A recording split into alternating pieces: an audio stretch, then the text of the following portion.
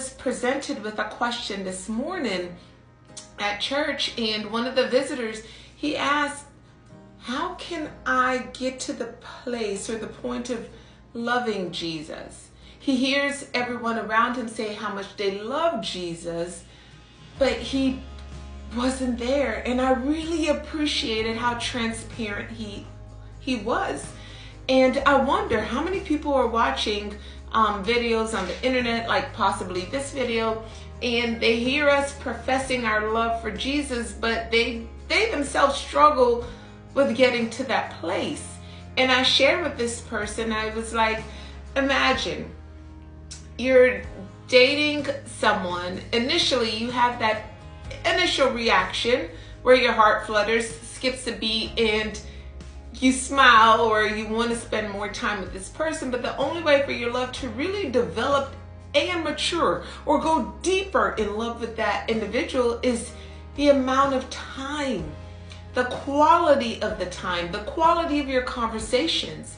So the more time that you spend with Jesus, the more time that you remain in his word, the more time that you abide in him, the less that you see that you'll be like the crowd.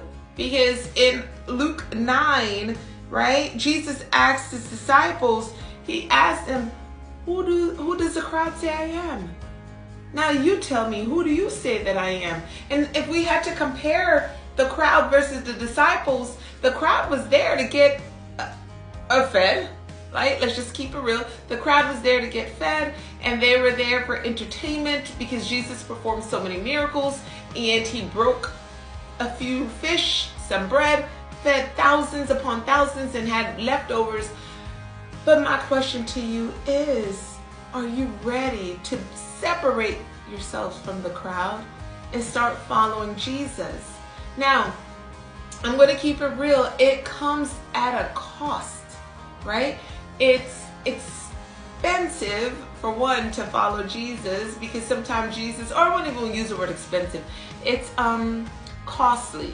It's very costly in the sense that sometimes Jesus will say, okay, give that person all you have. But God, how am I going to give him all that I have? And that's all that I have. But if you follow what God says, I promise you, he's not going to leave you without anything.